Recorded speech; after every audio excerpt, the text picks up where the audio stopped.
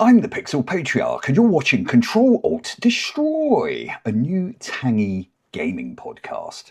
Don't you skip. Control Alt Destroy! Red heat, bring that noise! Control Alt Destroy! Press reset, then deploy! Control Alt Destroy! Today we have a good friend of mine, Cam, from the Retro Gaming Junction channel, featured both on YouTube and Twitch. Now, I consider this guy somewhat the aficionado when it comes to practically all things retro gaming. He's also got a few more subscribers than me, so it's quite the privilege to have Cam on the show today. How are you doing there, Cam? All is well, I trust. Yes, I'm doing great. Yeah, excellent stuff. So, of course, I happened upon your channel from just randomly browsing old school games. And in particular, there was one game that I was looking at that was, I believe it was Ultima 9. And I happened upon one of your particular videos and was met with a man absolutely raging at the screen. And it was hilarious, quite honestly. That grabbed me. Subsequent to that, I had a look at your back catalogue, of which is insane. You have practically covered every retro game that there is, or at least that I'm aware of. So yeah, you're absolutely the aficionado in my eyes when it comes to retro games. So with that, like, how did you get started on YouTube? What inspired you to get started? Inspired, I'd say maybe the angry video game nerd, but it was more my thing. Like I just wanted to do a YouTube channel. I was in between job. I had like the time to try it out and see how it goes. I wasn't streaming at the beginning, and then I went into streaming, and now I'm just what I'm doing now is different from what I started before. I could talk about an hour of the evolution of the channel, but we're gonna leave it at right now. I'm just streaming games because I love games and I just want to play games with other people the way that we used to back in the day on the couch, and somebody was playing Final Fantasy and I would help them and they were helping me, and I just want to talk about games. I just want to play games. And Twitch, at first Twitch, now I'm streaming on Twitch and YouTube, but at first Twitch seems like the good place to do that. Yeah, of course. Yeah. Just in terms of like retro games, is it exclusively retro games you tend to play? I like video games in general. There's no date where like, oh, I don't play games past 2015 or something. No, I don't care. I played Cyberpunk recently. I played Expedition 33, amazing game. I played Baldur's Gate 3 twice now. Also, I finished Cyberpunk twice now. So I still play very recent games, but I think recent games are not as well. Some are good, but there's something missing sometimes in most of them in the recent ones. So I'm playing old games just because the games I love are during the era, usually between like 95 and 2005, I'd say. The 2000 is a good era, I think, for PC gaming in general. I like all games, but I tend to focus a little bit more on PC. System Shock 2 is one of my favorite games. Yeah. System Shock 2, Deus Ex, pretty much my two favorite games. I love immersive sims. I love all of the games, but like immersive sim, the first person perspective combined with like interacting with the environment, highly interactable environment, good story, good characters, and a world that you can go around. I like games that are story driven. So I like open games, but sometimes it's too open and you just lose the story. And I think that a game like System Shock 2, BioShock, Deus Ex, Thief, there are games that are open, but they are very story driven. They have an idea, they have a story, they have characters, they have something to tell the player, and I love those games. Yeah. No, I think they did. They captured. They just captured this essence. It's really difficult to translate in modern gaming, it seems, and I don't know why. There's like, I'm just trying to think of a game that's somewhat comparable to System Shock 2, like maybe like Prey. Dishonored. Yeah, or Prey. Dishonored. Yeah. That's all Arcane Studio. That's all the same studio. So we're not really going outside of this little niche bubble. and a lot of people enjoy immersive sims, but it's still niche, even like 25 years after like System Shock 2 or Deus Ex, and we're still not there. And I feel that that's kind of the, for me, it's almost the ultimate game. Like you look at the games of the Elder Scrolls series, Skyrim or Oblivion, those are the game, like these games, they have like a lifespan of like 10-20 years. People still play them 20 years after the fact. Maybe not 20, but let's say at least 10 to 15 years. So I wonder why there's not that many of them. I know they're difficult to make. They're usually filled with bugs, and sometimes you'll have Outer Worlds or Outer Worlds to Oblivion, Obsidian trying to do something similar, and I think they failed. Yeah. Unfortunately, I don't think that Outer Worlds 1 or 2 is even comparable to a really good immersive sim. And I'm not a fan of Elder Scroll, except for Morrowind. Morrowind is way up there on my list of amazing games. But the others, like Oblivion and Skyrim, I think that they try to make it too much for everybody. And Yeah. and again, throwing the manual out the window. So we need to simplify things because people don't want to read the 200-page manual.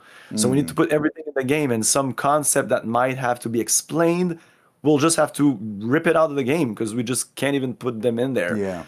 And Yeah. I think that's a big issue with newer games because you cannot explain something to the player unless you do a big pop-up and some text that nobody likes to read.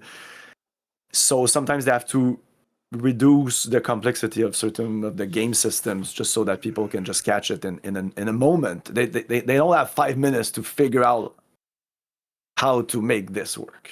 Yeah. Yeah.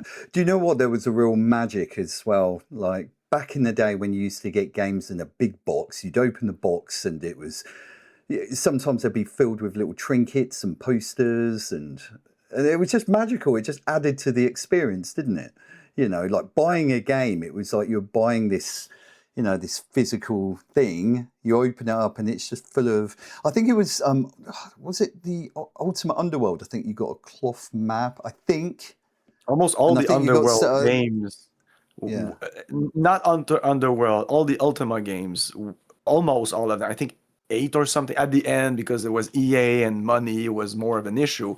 But at the beginning, and especially at the beginning, maybe not because it was just Ultima 1 and it was literally selling it in paper bags. But I think starting Ultima 3 or something, as soon as they got yeah, like they founded Origin System and they got their ducks in order, they were shipping with manual with all sorts of trinkets. That I think some would come with a coin, some would come with a medallion, some would come with the cloth map. But yeah, every and Richard Gary had said multiple times that he really wanted people to open up the box and have multiple physical items. And for him, it was important that these physical items help the player to get into the world. You know, as a yeah, physical, I have this coin now. Ultima actually exists because I have this yeah, coin here. I have yeah, this. yeah, 100%. Yeah, yeah, yeah. Again, you're just going back to that idea of immersion. I think. Do you know what? So I think a lot of older games, like, tended to offer more immersion because perhaps, like, it was because the graphics were far more limited, and so because of that, you had to use your imagination to fill in the blanks. Yeah, I think that that's what changed. You asked earlier what changed between like now and like 25 years ago. I think that back then they were really trying to sell the game to the player. Like, this is amazing. Yeah, Play this. You know, like you would get this big box. You would say like, hey man, this is Thief. This is an amazing game. Look at this. It opens up like this. There's a bunch of stuff and this is gonna be amazing. And it was. And in the game, they would also put lots of stuff in the game so that you would like they would just I think they were a little less lazy. Nowadays it's like I'm making a game, and if I slap the Thief title on it or Final Fantasy or Baldur's Gate or whatever or just D&D or Warhammer, and all of a sudden it's gonna sell. And I'm not pro that. I don't like the fact that the games now are much more commercialized than before. Like I think a game developer back then just wanted to make an amazing game slash experience and Yeah. was even able to go and try new stuff until it eventually clicks, where now it's just using selected ingredients of all these old games and putting them in this new game, and here you are. But I don't think that makes it makes good games, and Mm. sometimes it makes amazing, like Expedition 33 is essentially that. It's basically taking ingredients from old Final Fantasy game mostly, Yeah. Yeah. just putting them in this new modern package, respecting the player, respecting its time, and instead of just doing slop content, which is just throwing a bunch of Box stuff in ticking. it. Yeah, box ticking. Yeah, yeah. Is there any forthcoming games in particular that you're looking forward to, Cam? There's Judas, which is like the next Yeah. game from Ken Levine, which is Hmm. the maker of BioShock, and the maker. I mean, he's like the creative director of System Shock 2 and BioShock. But who knows if it'll be good. At this point, don't really look at new games. I look at them; they're on my radar, but I rarely have high expectation because it's rare that Mm. they are, even the ones that are made by the people I love. That it's just modern gaming isn't what it used to be. It's similar No. to movies, Yeah. I think. Yeah, no, I 100% agree. I did take a look at the trailer for Judas, and it does look interesting, to be fair. Very much in keeping with Ken Levine's previous entries. Didn't he work? No, he was the producer, was he not, for System Shock 2, was he? He was the creative director for System Shock 2. Yes. System Yeah. Shock 2 is his baby. He was really hands-on on that game. I mean, it was like a team of 12 people, I think, when they started. Maybe it became a little bigger, but it was always a very, very small team because all they were doing is taking the Thief 2 engine and trying to make that game as fast as possible, as Mm. cheap as possible, so that they could make some money out of it. And in the Yeah. end, it worked amazingly well because I don't think it was a game that was very expensive to make. Mm. 'Cause it's basically just a total conversion of Thief 2. It's basically that. Most of the things that were in Thief 2 are actually in their stealth element in System Shock 2 that most people don't really use. But the creatures are looking for you exactly like the soldiers and Yeah. the guards in Thief 2. They have the same AI. Yeah, yeah. System Shock 2 was incredible. Just what an amazing game. And that's another game that was just so immensely immersive to play. It just grabbed you right from the get-go. And it was just the creeping suspense. It just captured everything. It was, of course, it wasn't like an outright horror game, but it just had this, you had this creeping fear, you know, what's around the next corner and such. And it just captured it so well. And of course, like the level design as well in the game was just incredible. It was just such a good game. And of course, like following on from System Shock, we had BioShock, etc. BioShock, for me, like the story, the premise, the world was fantastic. It was really good. But the mechanics, you could tell that they were trying to appeal to a greater audience at that point. It just became, for me, a little more dumbed down. You Oh, know, yes. Oh, a lot just, more dumbed down. yeah, No yeah. inventory, there's skills, but you don't even have a skill screen. You just see it, I think, when you level up or when you get new Mm, powers. yeah. I'm a fan of BioShock for many reasons, but like you, it's mostly because of the story, because of the characters. The level design is great, but I think I would have liked it to be a slower game because in the end, it's just crazy. Like I play that game only on hard mode because I think it's a little too easy now. I played it too many times. And it's just like machine gun everything, bazooka, everything Yeah, exploding, yeah, yes. electricity fire, and it like when you look at Bioshock Infinite, you see, oh, it was going toward that. Like it was going toward a more crazy first-person shooter where your guy has guns but also has magic. Mm, But we are getting far from System Shock 2 when we stepped into Bioshock. At the 100%. Bioshock starts and it's more like System Shock. because you don't have many items. You have to creep a little bit, and the game tells you use your wrench, but it doesn't take long that you have too many powers to know what to do with them. It Yeah, becomes crazy, and the game just throws enemies at you. And I would have liked less enemies, more powerful enemies, so that I can like the big daddies. I think are a good way to. I like the fights with the big daddies because there's less of them. They are important. They take a while. They're just not this.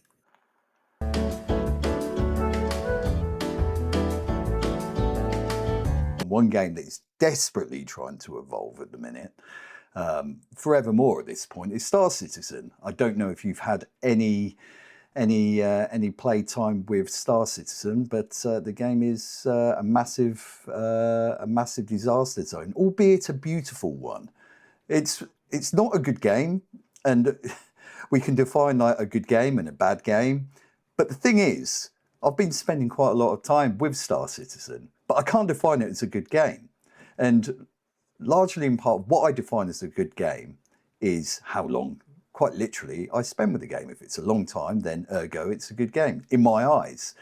But I can't work out what I'm doing with Star Citizen. It's just this weird curiosity that I just keep on picking up and having a look at. It's a broken, janky mess. What's your thoughts? Well, the last time I played was 2012 or something, so I don't remember much. It was good looking. I feel it looks the same as back then, but probably not. I would look at screenshot and be like, "Oh my God, yeah, they evolved." But it was looking good back then. It was like amazing graphics. But like I was interested in the project because I like cockpit simulator games like X-Wing TIE Fighter or Wing Commander. So yeah, Chris Robert, yeah, do your thing. I want a Wing Commander game. I want a modern Wing Commander game. And like we're not like what 15 years after. When did he start doing Star Citizen? Oh, 2000? geez, so, I don't know. yeah, the early noughties, a long time, Like I feel that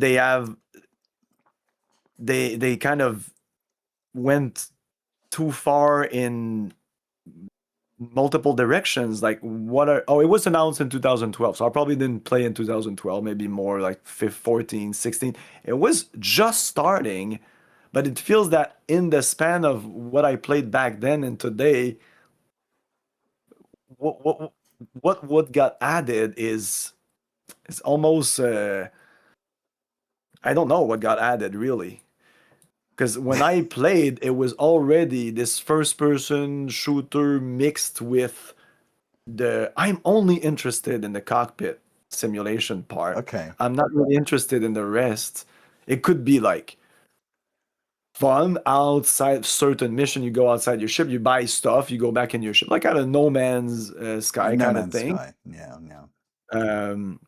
But in No Man's Sky, I don't spend that much time in the ship, and I feel that Star Citizen will end up like that. You'll be like 25% of the time in the ship, and then you'll be on space station, on planets. And all I want is a mission-based space simulator like Wing Commander back in the day, or X-Wing. Yeah. They don't exist anymore, right? Yeah, that's like true. about point-and-click adventure game, they still exist, but they're easier to do. These little point-and-click adventure game walking simulators. But when you're doing a flight simulator, like there's a lot of stuff. First of all, it's a simulator, so you need to be tight with the controls. You need to have a lot of options, or people will say, "Oh, it's an arcade game. It's not really a simulator," and then you're fucked. You're gonna lose your audience. It's a very niche audience, and that niche audience wants a specific thing. And I guess those people are playing Star Citizen right now. I don't know how many other games are like this. I know there's a couple that are coming out. I played a demo on Steam of a game called Dark, I think it was called, or something like that. That's supposed to have like real physics. It's like real space physics, where if you accelerate in the direction and you stop accelerating, you're still going in that direction, and all that. And it's really difficult to like Elite Dangerous. I think would be the closest modern space shooter game. but Mm-hmm. it's not story driven. It's very much driven by the community. It's very much a multiplayer game. So I played a little bit of Elite Dangerous and I thought it was nice, Yeah, but it I've didn't played have Elite this Dangerous. Yeah, I this enjoyed it. mission feel of X-Wing and TIE Fighter.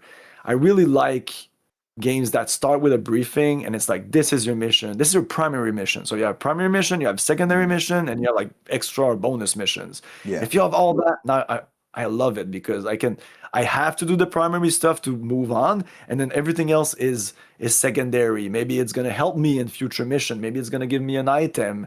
Maybe it's Mm. just gonna be points. Maybe it's just for the achievement, just for myself. But it still adds a degree of difficulty, and I think it's better than the degree of difficulty because it's new stuff that you can do. You know, it's not just more enemies that can shoot down you. No, now you need to capture this ship. It wasn't a primary mission. It's like a secret objective. You need to disable it, then capture it, and I think that adds a lot. Like Thief add that multiple the difficult as you went up the difficulty, it would add stuff to do Yeah. inside the level, which I think is great because that adds way more replay value than just more enemies or more difficult enemies. Now you have other stuff to do in the level. It's not Mm. just about shooting everybody. It's about like figuring out something you haven't done before. Oh, this mission part, I didn't do that. Mm. So it's like a new What part of the game you haven't played. what I found, well, what I find interesting about Star Citizen, just going back to, is that there's so many bugs in the game, and of course this has been going on for years, and some of the bugs are so baseline. Like we have like NPCs just floating, levitating above chairs and such.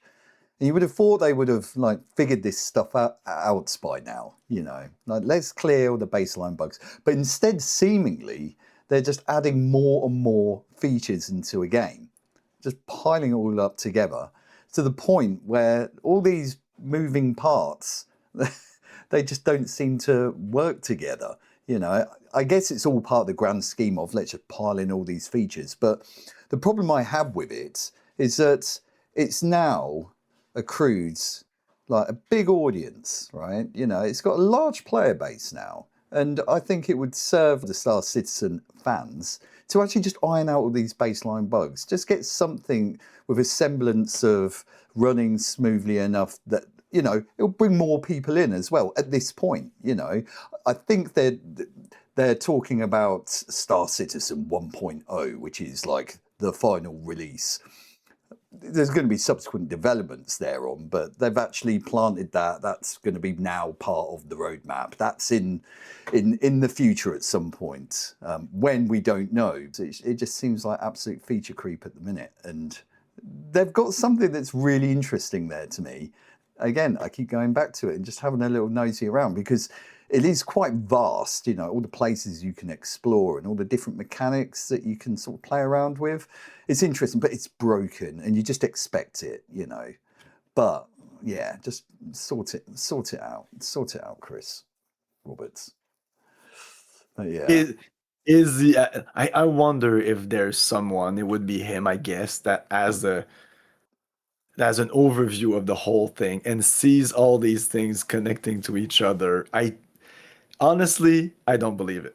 I feel Mm, that this is compartmentalized, and some people are working on textures, some people are working on new planets, some people are making ships. I'm sure there's like 20 people that are just making ships. Every yeah. day they're just Yeah, making yeah, ships, yeah. modifying ships, adding weapons, blah, blah, blah.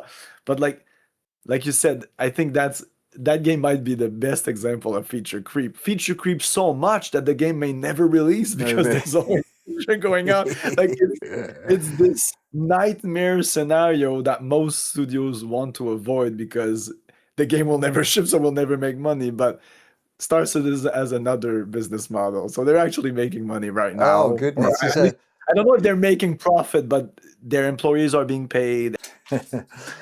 yes, to the glory of Star Citizen. We'll see how the game transpires in the next, well, however long. We will see, I guess. We will see. I think the one game that I absolutely loved, and most people did, but I just felt it had a soul, and that was Red Dead Redemption 2. I just bought the entire saga on Steam recently because Ah, it wasn't a PC nice. game for a long time, so I was avoiding it.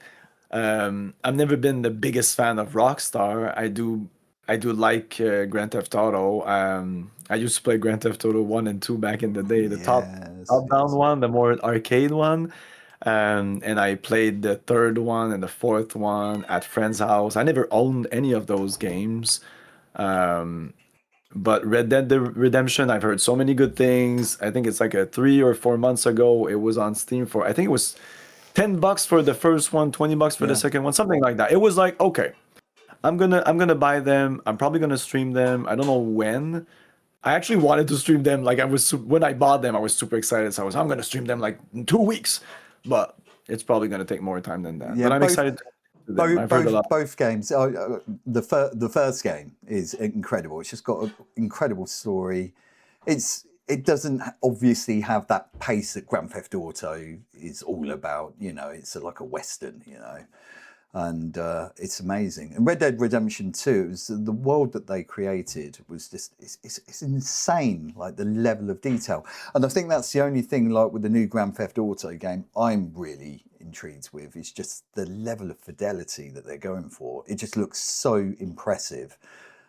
So it'll be interesting to explore the world, and yeah, so I am otherwise looking forward to it. Like just going back to older games, like how do you think that they differ in terms of general design to like modern games? Like I think the fact that people are using like kind of template of gaming, like oh, we're making an RPG, so we need an inventory system. We need a level. Do you?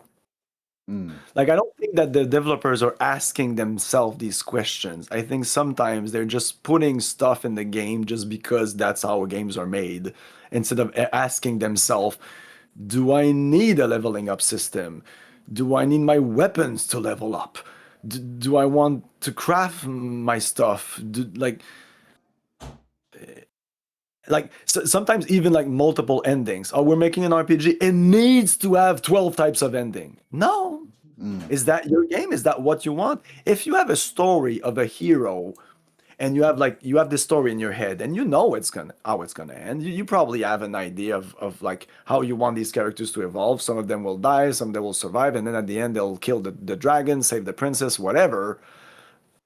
So that's your game. So now if you're saying, "Oh, I can't do that. I need to do 12 endings." So that ending that you thought was like your ending, your story is just one out of many ending now once the game is released. So I don't think mm, that's a good idea. I think that they need you first of all, you need a creative director and like a game director. Like you have a director from a movie. And this director needs to have hands-on on everything. He needs to have like he needs to be a dictator and say, this is how it's going to be. And if you mm. don't like it, there's a door. Yeah, of course. And I don't think that's how it's working right now. I don't even think it was working like that in the 90s. I don't think that the director had to point out the door if a level designer was not doing what he wanted him to do.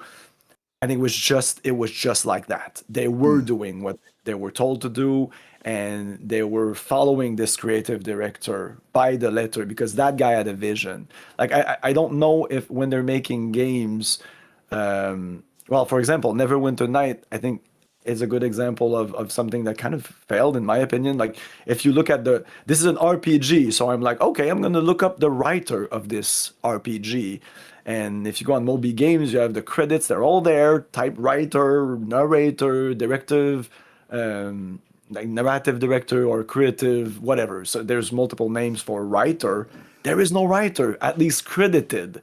That means that the story was probably kind of like everybody was probably writing a little bit of the story, and eventually they just put it in. I don't think there was like a unified vision for the project before the project got started. So they were essentially putting the rail in front of the train, like that expression. I think that's what was happening for that game. I think that's a lot of newer games are made. They will take a big IP, mm. then they'll take a big studio and say, "Hey, studio, do this." Like, "Hey, studio, make this Alien game, or make this Terminator game, or this Star Wars games." There's a couple of Aliens games that came out recently. Dark Descent was pretty amazing. But it's just doing games for doing games. I don't think that's a good model. Yeah, Just no, I game if you totally, want to do something. yeah, I totally agree.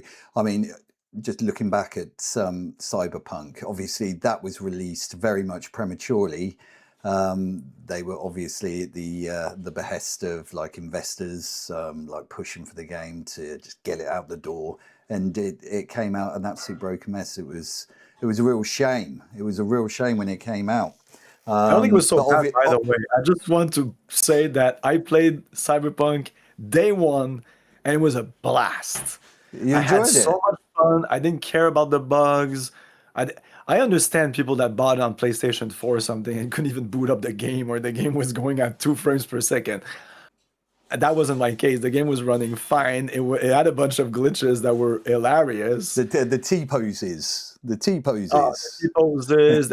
I had a character that was supposed to follow me during a mission, and then he followed me for the rest of, maybe would have been the game, but eventually the next day or something like that, I put up the game and Yes. there was a patch, and they patched up my companion, so he was gone. I was, oh no, I can't remember his name, but he's in one of the first mission. He's just supposed to help you in that mission, but then he kept following me everywhere. I would go into a taxi or something and fast travel, and then he would just like appear beside me. The game's like, no, no, he's with you now, and everybody else was attacking me. He would defend me and everything. Like his AI was just stuck with me. I'm helping this dude forever.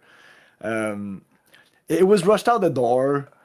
Maybe in terms of like, I think the game was completed, but it needed a bunch of passes on the glitches. Definitely, it may have It been did. somewhat ready for the PC scene, but it was not ready for the PlayStation or for the other console, I No think. way. Yeah. I remember it just had like some absolutely awful glitchy textures, to the point where it just looked Oh dire. my It god. looked absolutely dire. But the turnaround, I mean, the Falling through game the is phenomenal. floor. What's Oh yeah, that? now falling through the floor, that Oh kind of thing. Where that yes, yes, I yeah. was pretty crazy. That kind of jank where it just breaks the game as you're playing it. I can't suffer. If you're going around, this place and people are pulling T poses and stuff like that, it's beautiful. I love it. I absolutely love it. Yeah, but yeah, they've turned the game around and it's phenomenal now. Do you know what? It's so like Night City to me is like a combination of like Las Vegas, Tokyo, like and a vape shop. It's just so technicolor, just overdrive. I love it, and just that tinge of like that cyberpunk, that retro vibe. It was just incredible world that they built, and just the expanse of the map as well. You could wander around that city for hours, and then of course you've got all like the outside area as well, like to explore.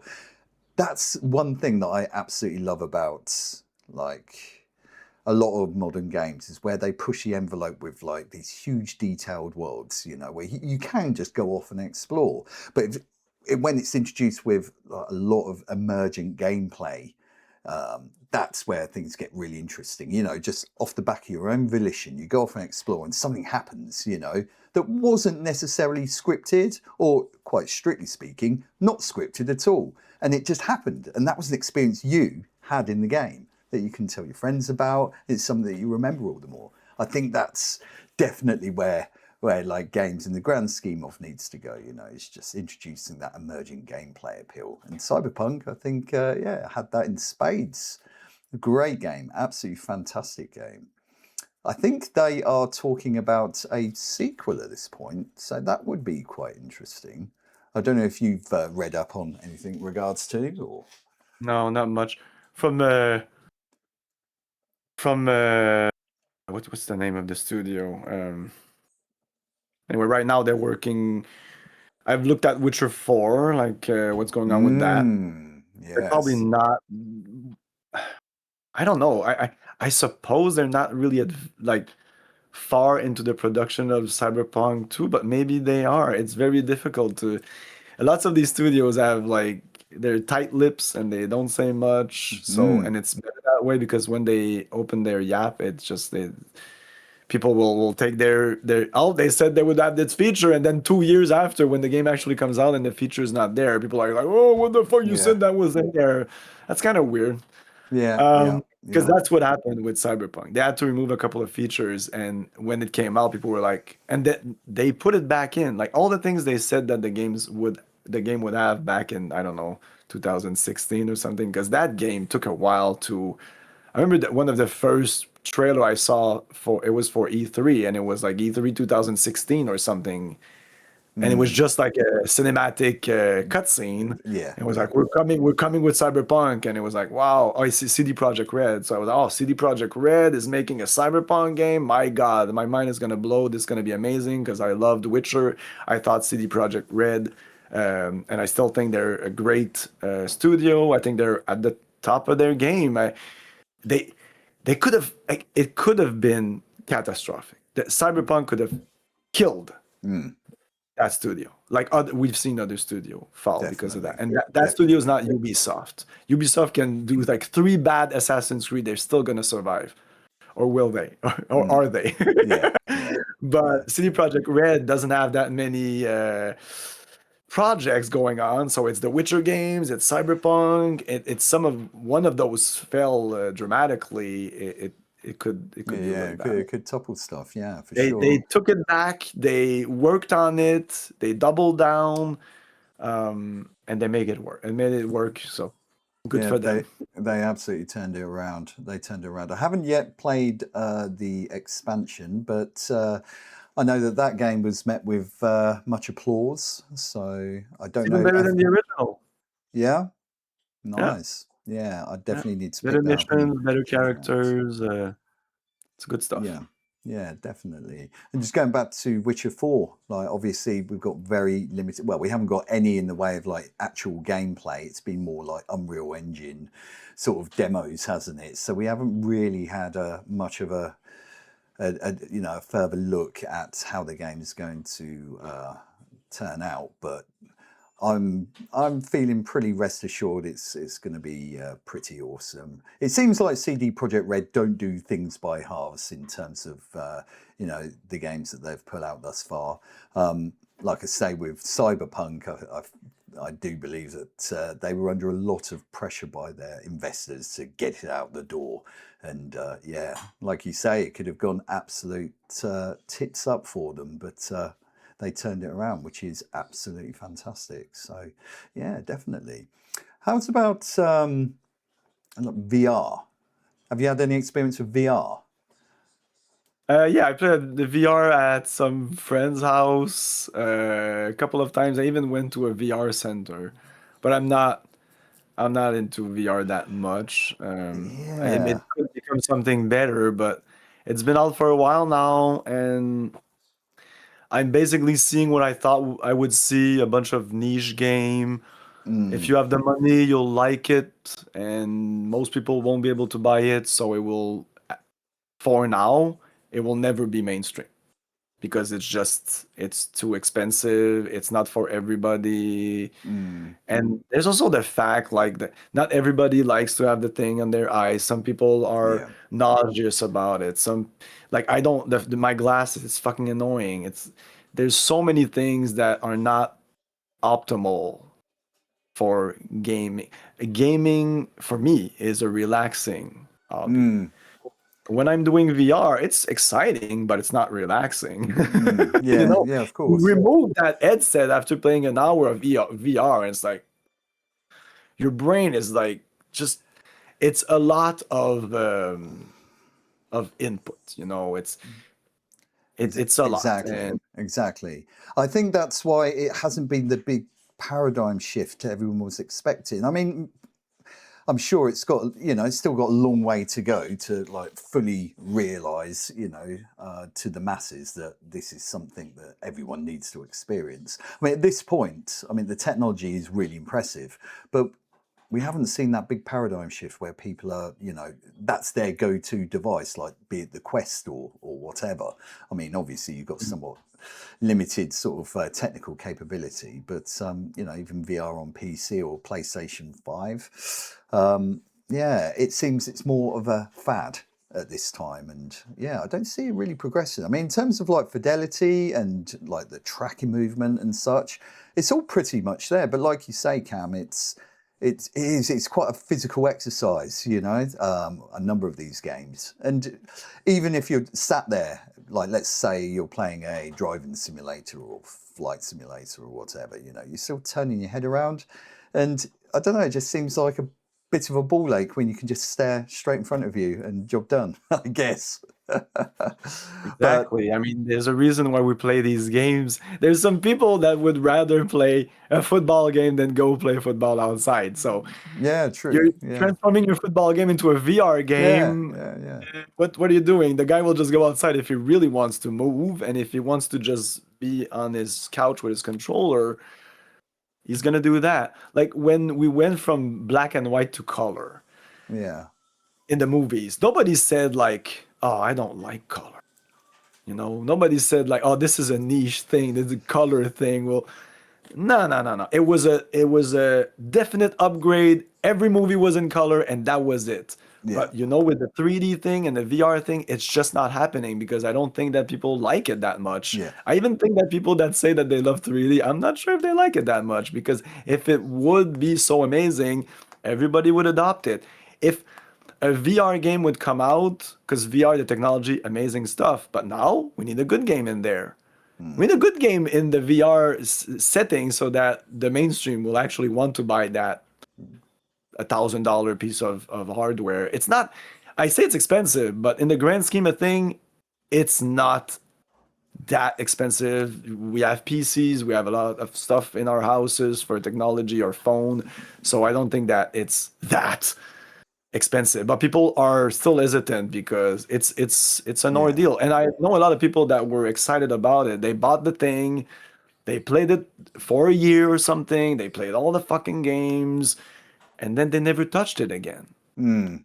Like they had the experience of VR, they thought it was fine, but it's not something they want to do every night when they come out. They come from their work, you know. Most people just want to sit down. A lot of people don't even like PC games because they think that, well, they say that PC game is more like I'm not on my couch right now. I'm in front Yeah. of my Yeah. computer, my keyboard and everything. So I'm a little more focused than it was. I was just laid down on my couch with my controller. Yeah. And some people prefer the laid down Yeah. on the Yeah. couch. I've got to say though, you make a good point just in terms of the VR. Do you think do you think it's perhaps we're still somewhat conditioned to stare at a screen to play a game? Like just drawing from your analogy about like if a kid wants to play football, you know, why play it on VR? Just go out and play football. But do you think it's we're conditioned to stare at a screen still?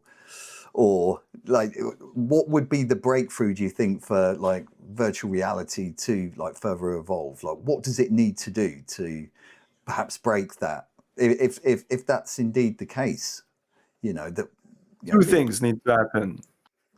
Not a huge fucking helmet on my head, be true, first of all. true.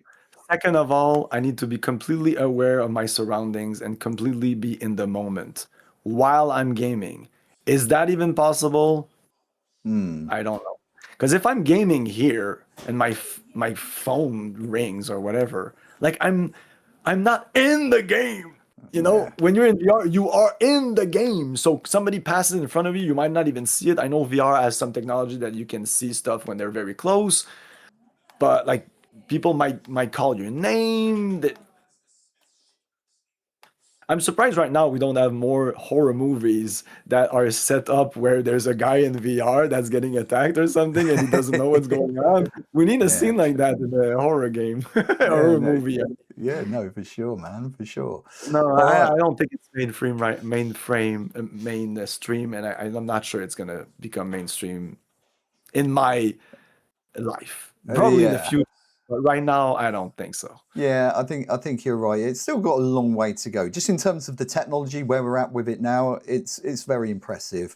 But for that mass adoption, yeah, I think you're right. I think it's not going to be for a long time indeed. Yes. Remember when we thought we would be talking to each other on camera with our phones? You know, you would call somebody and You know, you watch Back to the Future 2 and everybody's calling themselves, there's a face on the phone, and we all have this like on our phone. I could call you on my phone and have your face on it. Nobody does it, Yeah.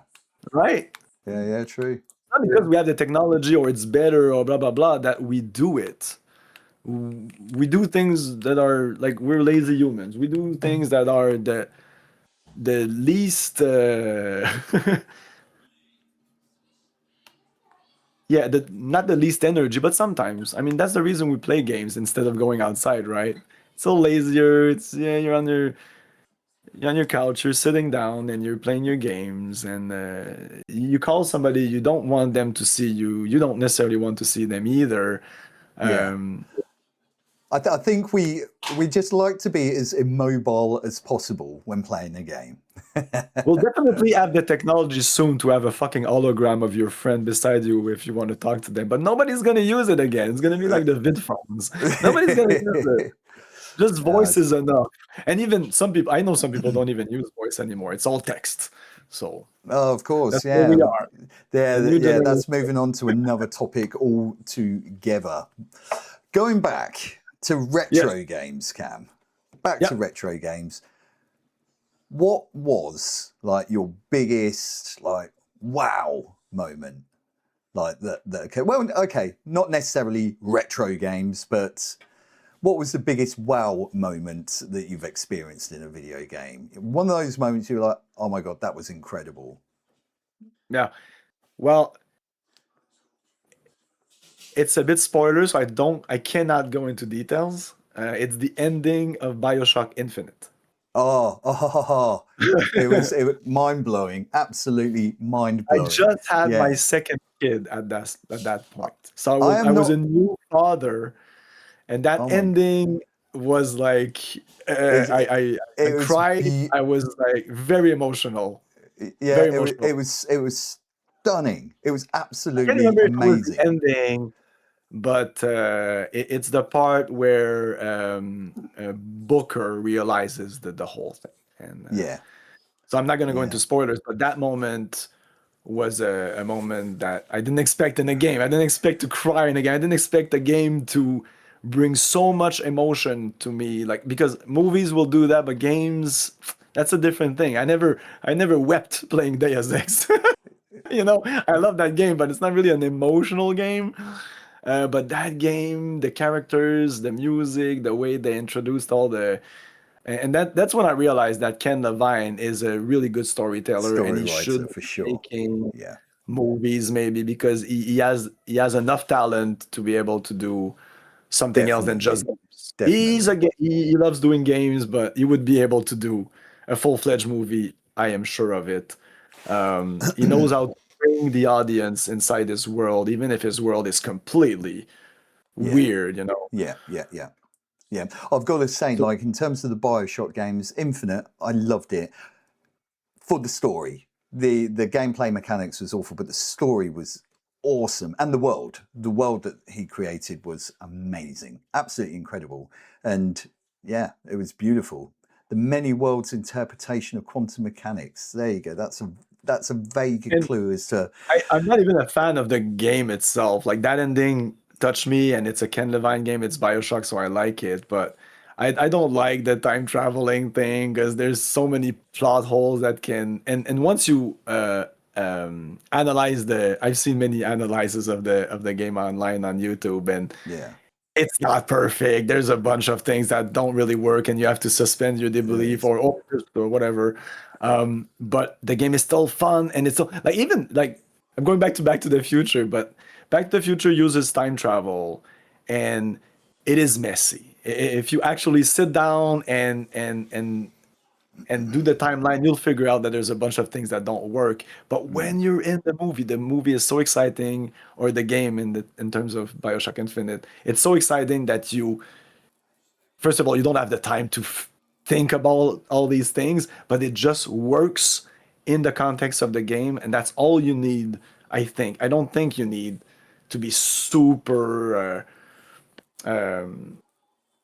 points. You like super anal about little details in your time traveling, multi-dimensional game. I think that if you make it fun, if you're making it entertaining, people will go in for the ride if the ride is fun. If the ride is not fun, they're gonna pick it apart and you're fucked. Yeah. So Yeah, of course, of course. Right, I am going to go back to retro games now. What's the worst old game you've ever played? The most jankiest piece of shit you've ever played? I'm ish. going to Okay. guess, only a guess, perhaps Ultima Ascension. No, that's not the worst. I don't know which one is the worst. I'm looking at some of the games I played, I streamed, because I think it would be a game I streamed because a lot of the games that I used to play or that I play are good games. I don't play bad games. So if I don't like a game, I'll just stop playing it. Um, there was a bunch of Star Trek games that were not the maybe the worst was Star Trek. I don't think I've played any Star Trek games. Oh, other than I think it was Bridge Commander. I think it was. Yeah, Bridge Commander is a good one. That's one of the best Mm. ones, I'd say. Hidden Evil. Okay, Star Trek Hidden Evil. That was pretty bad. I can't remember anything about it. It was probably like 3 hours. It's a third person Star Trek game that has nothing to do with Star Trek or almost. It's very action based.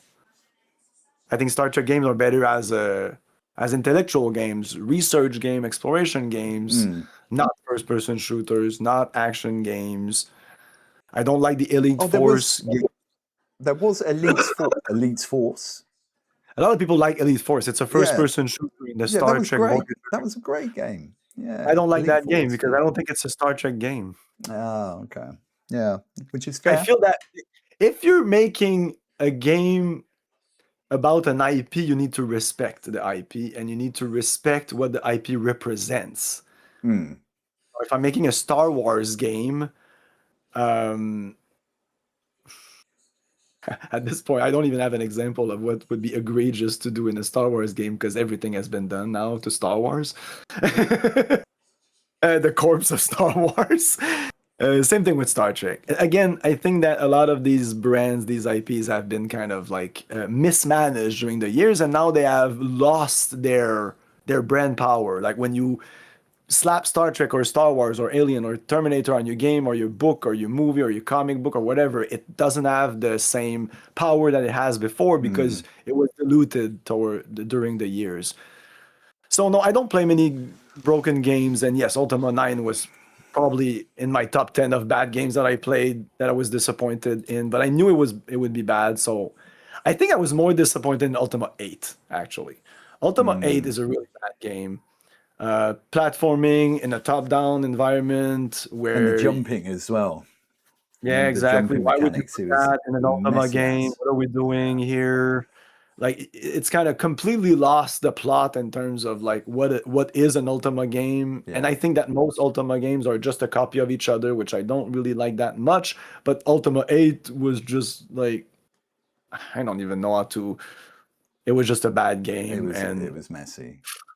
yeah. Oh, Ultimate Underworld, one of my favorite games of all time.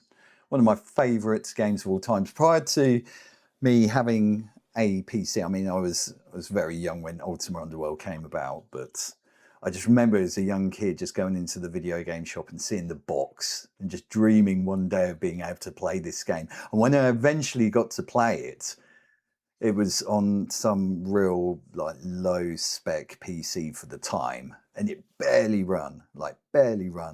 But it didn't matter. I was playing Ultra Underworld, and it was just so immersive, as jerky as it was.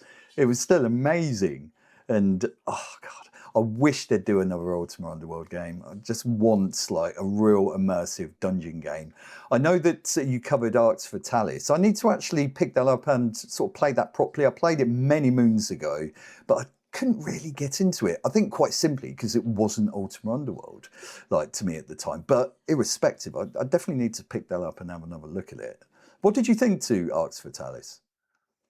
Arc Fatalis is amazing, but it's not an easy game to get into. It's a game that requires a lot from the player where,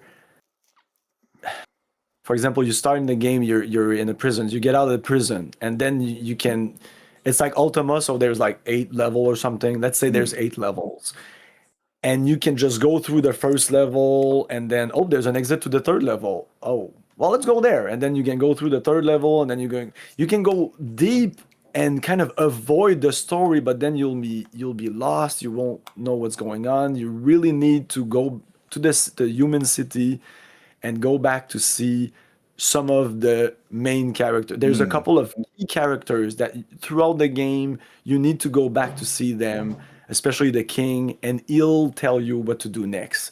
I think you can just do the game and almost ignore him because it's very emergent gameplay. It's very open world. It doesn't tell you what to do. You do whatever you want, and there's a bunch of choices and stuff you can do in the game. But of course, if you don't talk to anybody and you don't have a mission, eventually, the first time I played it was on stream. The first time I played that game, well, no, the first time I played it was by myself, but I didn't really finish it. I just tried it. But the first time I really put some time in it was, I think it was 2017 or something, and I streamed it. It was one of the first games that I streamed, and it was not a good stream because I was lost. I didn't know what to do. I didn't understand the game. I didn't understand what the game was asking of me. I thought it was more like a Ultima Underworld where you don't really have to deal with the humans. You just go through the dungeons, right? Ultima 2 has a more interaction with the humans, but it's still a dungeon crawler where Arx Fatalis tries to do both. It tries to do the dungeon crawling, but it's also very character driven and story driven if you want to. If you go in between each. So, for example, if a guy tells you, "Oh, go get this sword. It'll help you to beat that creature," but the guy won't tell you, "Come back to me after." Okay, but once you've done the thing, once you pick up the sword, you can go back to the character and ask him what to do next, and then he'll help you. And yeah, it's a weird game. I don't think there's any other games like that. Underworld Descendants, the last one that was completely detracted from what Ultima Underworld is all about, really. It was a real big disappointment. I don't know where they were going with that. I think they had some of the original developers working on that. Yeah, Richard Garriott was working on this. It was Richard Garriott on Ascendant. Well, at least as maybe like as a not counselor, but as Oh, I didn't know that. I never did help. I never did actually play Underworld Ascendant, but I think it was just off the back of just the absolute awful gameplay footage I saw. It just looked rubbish, absolutely rubbish. But yeah, just in terms of dungeon crawlers, I don't know really. What about those traditional sort of 2D dungeon crawlers? You know, a la Eye of the Beholder and such. I think you've covered that. Yeah, great game, or games, I should say. Yeah, I have the Beholder 1 and 2. I streamed them again very early in my streaming career, and I fell in love with them. I didn't think I would because I'm not a big fan of dungeon crawlers because usually they sidestep the story. It's more about the combat and the exploration. So I tend to not gravitate towards them, but I did play Eye of the Beholder when I was younger, so I'm gonna give it another chance. I'm gonna try to finish it. So I finished it easily. I finished the second one, and I was like, I'm gonna try Might and Magic now. That was my second like dungeon crawler that I played when I was young, but I couldn't get into. I sucked at it. And Might and Magic, I went directly to Might and Magic 3. I played Magic 3, 4, 5, 6, 7, and 8 on stream, and I was blown away by the fact that they had almost no story or the story was uninteresting, but I was still addicted to them, which is rare. Usually if there's no story, I tune out very quickly. Sure. Did you ever play, released not so long ago, what was it called? Legend of Grimrock. Yeah. Yes, I have both of them. I played a bit of the first one, but I only played it when it came out. So, and that was before Eye of the Beholder. Like my rekindling with the genre. So I should go back to them. There's probably more story to them than the old '80s games. Because back then they just couldn't put the story in the disc. Yeah, Games would yeah. come into a little disc with 1.45 megs, and Oh, sometimes you yeah. had three discs. Oh yes, oh yes, yeah. Oh my God, that was the glory days. Do you remember? Oh, what game was it? I think it might have been. What's it? Wing Commander. There was one that came on like something like 15 discs or something like that. It was one The of the biggest one I early. remember was Return to Zork, and Return to Zork Yes, I yes. think had 24 discs. And Oh one of my friends wow. was like, because we used to I remember now. trade games Yes. back in the day. So if I would lend you a game with three discs, you would lend me a game with three discs. So if I lend you Maniac Mansion, you can't lend me like a Return to Zork. That's not equal. So he was all like, "Oh, this game is 24 discs." Nah, nah, nah. So I was like, I don't know if I want to enter these 24 discs into my computer and press enter Cam, afterwards. I've got to stop you because you just reminded me of something, right? So I'm going right back to like the Spectrum days, right? And what game was it? It was a game that I always used to play when I was very little, and it was I think it was Operation Wolf. You remember that? It was like a shooting game. Like I we're probably played going that on the NES though. anyway, but it was like you got past a certain level and you had to, and at this point you've got hardly any lives left or anything like that, but you've made it to the next part of the game. It's like, oh, I made it this far. And then you've got to put the next disc in, wait for it to load and that. And then instantaneously you get shot, killed, and then you'd have to put the other disc back in and start right from the beginning. Oh, it was Uh, hilarious. It was painful. But these were the things that we kind of just put up with. We were made of yeah, hardy stuff back then, weren't we, eh, Cam? Now we have games that are all together, all the more accessible and nice and easy, and everything's all laid out for you, and it's plain sailing. But yeah, bring back a bit of the old retro. And of course, in terms of that retro vibe, we're seeing a lot of that now with a number of indie studios. We've got some gorgeous, incredible games that harken back, to the retro era. Is there any in particular like games new that that you enjoy that have that retro vibe going on? I think what was well, it? Expedition Undertale. 33 Undertale for me was very good, very twisted, weird sort of meta game. That was really good. Yeah, go for it, Cam. What you got? yeah, I didn't play Undertale. Uh, I mean, Expedition 33 is like a retro game. It's like super graphics, and it's one of the most beautiful games I've ever played. But it has that old school feel. Yeah, yeah. I'm a big fan of BattleTech, the newer BattleTech by Airbrain Scheme. Newer, I say that. I think it came out in 2016. That's probably one of my favorite recent games. I still like Cyberpunk is pretty high on the list, but I would go back to BattleTech like right now. It's a strategy game. Mm, I think it's very old school, turn-based, mm. lots of options. Um, that's what I want. A game that has a lot of things going on On, yeah, yeah, in the game. yeah. Like a lot of options to do when I decide to do something, not just like attack or magic or items. I like my old school JRPGs, but sometimes they're a little simplistic. Yeah, of course, yeah. A game that I kept going back to, I was absolutely addicted to was Stardew Valley. It was just such a literally the epitome of a cozy game. But like the core mechanics were so addictive, and there were so many things that you could do. You're cultivating like these little relationships, your farm. You're working through all the seasons, and it was just a dainty, cozy game that was so easy to pick up and just get completely lost in. Did you ever play Stardew Valley, Cam? Yes, with my kids. By Yeah, by you see. by myself, I would have never touched the game. I know exactly what it was, Mm. because when did the game come out? I feel the game came out before I had my kids. I don't know. Oh, yeah, it's But when a few my years. daughter was around, I think she was around 9 or 10. I was like, I think I have a game that we might like to play each other because I Mm, wanted to play a game with her that we both would enjoy. I'm not really a guy that plays those kind of games, but I knew they were addictive games. I knew they were solid. A solid game is a solid game. You know, sure. I like all genre of games, and there's some genre that I like less.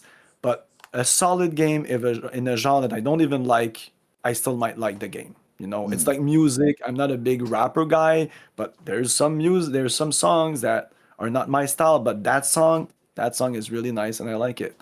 I'm not gonna play that game because it's a mm. XY genre. I'm gonna try it, and maybe like I played Minecraft with my other kid, like my daughter was Stardew Valley, and my son it was Minecraft. We played Minecraft, but No Man's Sky. We played some Lego Star Wars. And we played retro games. I actually introduced him to retro games first, so that Nice. you would be able to go back to those games. Because if you start with like very modern, very graphically intensive games, I think that the person when they'll play older games, they'll be like, it looks like crap. So It's we going to grow started, into a very mature gamer. Listen, yes, son, this is where it all started. This yes, is we where started it's with Mario important. One. You It's know, important that you play these games. You get a firm footing of what real gaming's about. well, it was rough because they're tough. The NES games and the SNES games. Like I was Yeah, playing Mario yeah. One with him, and the first pit falls into the pit. First creature can't stomp him, just runs into him. So then we switched to arcade games, and we played a bunch of arcade games like Metal Slug. He loves Metal Yeah. Slug. So we'd play Metal Slug and we could put how many coins we wanted. So if he died, it didn't matter. So he was able to get good while playing a game that didn't matter too much when you died. You didn't have to start from the beginning. And then we played Mega Man. We played the Mario Bros. Games. We played. He's a big fan of Metroid, Super Metroid. A recent game that I played on the Switch is Metroid Dread. I think Metroid Dread is an amazing Okay. retro Is style. it still? I've not played it myself. Is it still in keeping with the sort of the It's whole a 2D Metroid? game. Is it Yeah, still got the Metroidvania sort of sort of mechanics? it's like a Super Metroid, Metroid Fusion kind of game. It's not Nice. Yeah. Metroid Prime. It's not a first person view. It's a side, Yeah. not a side scroller, but it's a side game where it's basically like it's basically Super Metroid 2, you know, or Okay. Metro, like a Yeah. newer. Because I like Metroid, but I don't like the first person Metroids.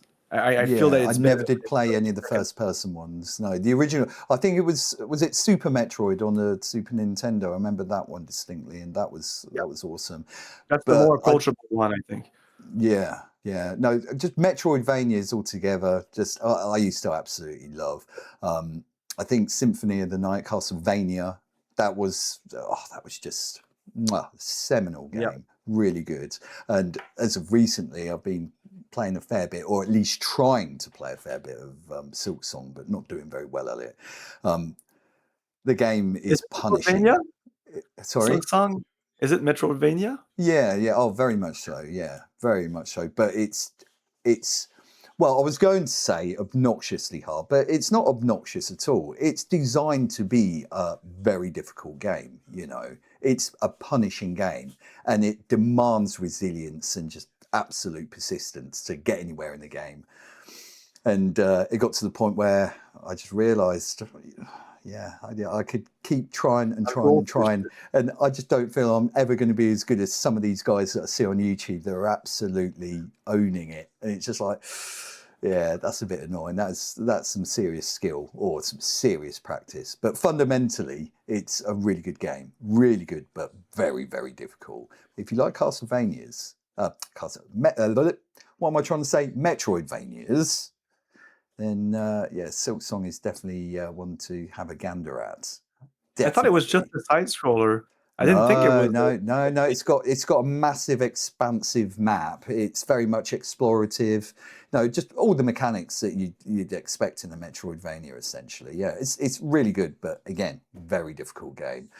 But yeah, you do feel somewhat rewarded when you do overcome like a boss battle in particular, up to a point. Until there's one point I got to where there was just so many phases of this boss. You think like you're down to like a tiny bit of energy, and then he bounces back, but you've learned like the second stage at this point. And it's like, yeah, I've got this, I've got this. You're holding on.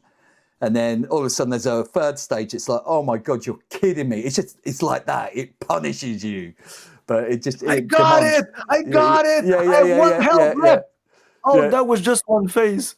yeah, yeah. It's like that. Yeah, yeah. But again, it's unapologetic about its difficulty, and for that I give it full kudos. Yeah, I'd say it's definitely worth a look. But yeah, good old platformers. Games used to be so much more difficult back in the day.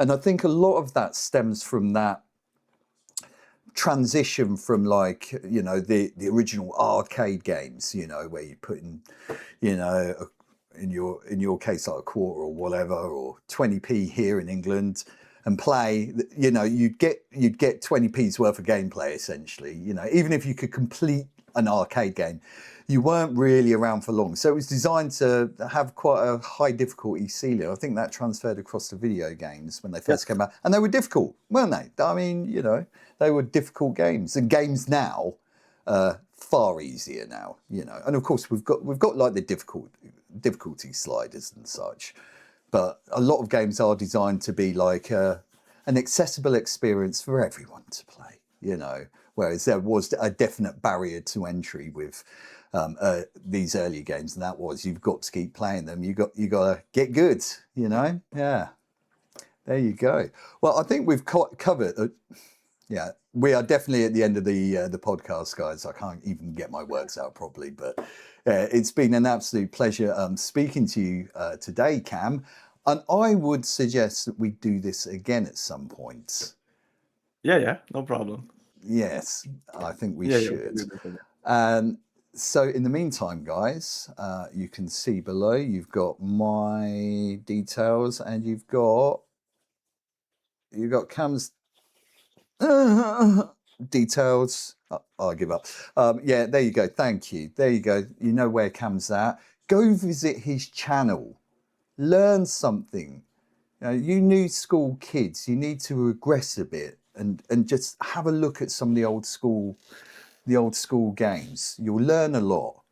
This is where it all begun, and you've got an aficionado of all things like retro gaming to help you along the way. Great channel, check him out.